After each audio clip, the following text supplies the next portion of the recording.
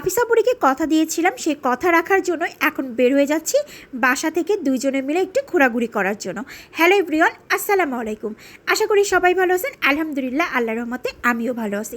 নাফিসা বুড়ি টানা এক সপ্তাহ প্রচুর পরিমাণের অসুস্থ ছিল, তো আমি ওকে বলছিলাম আম্মু তুমি সুস্থ হওয়ার পরপরেই আমি তোমাকে নিয়ে বাসা থেকে একটু বের হয়ে ঘোরাঘুরি করে আসবো। ও বললো ঠিক আছে। তো আজকে বিকালটা শুধুমাত্র আমার আর নাফিসা বুড়ির জন্যই ছিল। আজকে বিকালে ঠিক 4:30টার দিক বাসা থেকে বের হয়ে দুজনে মিলে নাফিসা বুড়ির খুব পছন্দের যতগুলো জায়গা ছিল সবগুলো জায়গাতে গাড়িতে করে ঘোরাঘুরি করলাম। ঘোরাঘুরি শেষ করার পরে বাসায় ব্যাক করার সময় নাফিসা বুড়িকে একটা ক্যাফে নিয়ে গেলাম। তার পছন্দের প্রত্যেকটা খাবার আমি বললাম অর্ডার করে তুমি এখানে বসে খাবা নাকি পার্সেল করে নিয়ে যাবা।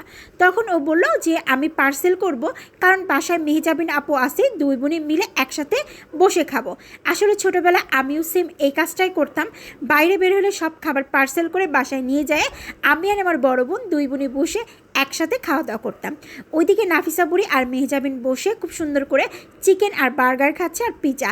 আর এইদিকে আমি আবার আম্মু আব্বুর জন্য খুব সুন্দর করে ফ্রিজ থেকে তরমুজ নামাই নিয়ে নিলাম, সন্ধ্যার নাস্তায় তরমুজ খাবো বলে। আর আমি কিন্তু তরমুজ অনেক বেশি পছন্দ করি, স্পেশালি যদি তরমুজটা একটু বাইলে বাইলে টাইপের হয় তাহলে ফাটাফাটিভাবে জমে যায়। আর তরমুজটা একটু বাইলে বাইলেই ছিল।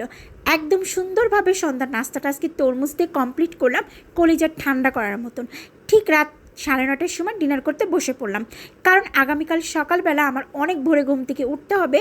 তার জন্য আজকে আমার টার্গেট রাত 11:30টার থেকে 12টার মধ্যে ঘুমাই পড়বো ইনশাল্লাহ। তো খাওয়া দাওয়াটা কমপ্লিট করার পরপরই এইদিকে আবার নাফিসা বুড়ির চুলটা খুব সুন্দর করে আশ্রয়ে বেনি করে দিব, যেহেতু রাতেবেলা ঘুমাবে চুল তো আর ছেড়ে ঘুমাতে দিব না। আর আজকে কিন্তু নাফিসা বুড়ির অনেকখানি চুল আমি কেটে ফেলছি, কারণ হচ্ছে নাফিসা বুড়ির চুল অনেক লম্বা হয়ে গেছিলো, প্রচুর পরিমাণের গরম, আর ও আসলে যত্ন করতে পারে না।